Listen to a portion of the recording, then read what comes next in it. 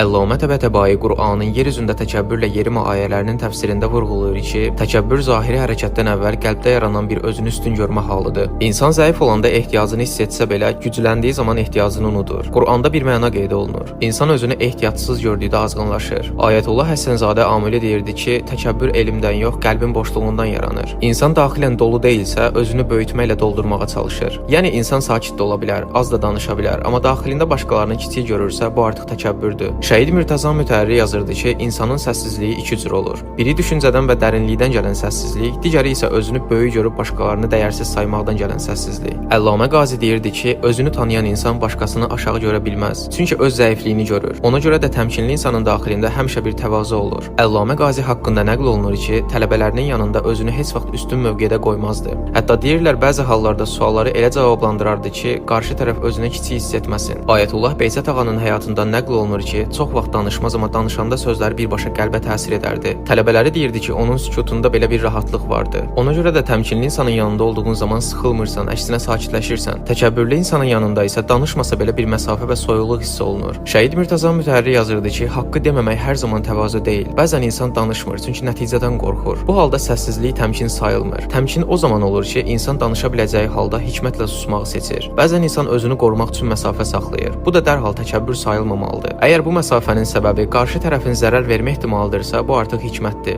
Əllamə Təbətəbai Əl-Mizan təfsirində insanın daxili aləmini izah edərkən göstərir ki, insanın ruhunun daxilində müəyyən hisslər var və bu təsadüfi deyil. Şəhid Mürtəza Mütəhərri yazırdı ki, insan ağrı içində olanda diqqəti yalnız problemə yönəlir. Yəni sən dərdi görürsən, amma dayağı görmürsən. Qur'an buyurur, onlar yer və göydə nə qədər nişanələrdən keçirlər, amma onlardan üz çevirirlər. İrfanda deyilir ki, insanın kimlə oturub durması onun sadəcə həyat tərzini yox, qəlbinin istiqamətini müəyyən edir. Əllamə Təbətəbai Əl-Mizan təfsirində insanın mühitini belə izah edir. İnsan tək başına formalaşmır. İlk öncə mühit onun baxışını dəyişir, baxış isə onun yolunu dəyişir. Yəni sən kimlə oturursansa, bir müddət sonra onun kimi düşünməyə başlayırsan. Ayətullah Həssənzadə Amili deyirdi ki, insan ruhuna uyğun olanı hiss edir. Oxşar hallar isə cazibə yaradır. İnsan zülm görəndə daxilində haqq hissi oyanır. Lakin nəfs bu hissi özünə çəkdiyi üçün intiqama çevirir. İnsan bəzən haqq üçün qəzəblənmir, qəlbinin yarası üçün qəzəblənir. Şəhid Mürtəza Mütəhərri yazırdı ki, insan özünü zəif hiss edəndə itirdiyi dəyəri geri qaytarmaq istəyir. Əllamə Qazi məktəbində deyilir ki, nəfs başqasını vasitə kimi gördüyü üçün istifadə və idarə etmək istəyir. Qəlb isə başqasını məqsəd kimi gördüyü üçün anlayır və dəyər verir. Yəni insan istifadə etməyə başlayanda artıq qarşısındakını insan kimi görmür. Qur'an buyurur, pisliyin cəzası onun kimidir. Amma kim bağışlasa və islah etsə, onun mükafatı Allahdandır. Sənin qəlbini azad etmə duyğun onları cəzalandırmaq istəyindən yüksək olmalıdır. Əks təqdirdə insana narahatlıqdan başqa bir şey gətirmir. İnsan nəfsindəki qürur səbəbilə səhvini etiraf etmək istəmir və səhvini qəbul etdiyi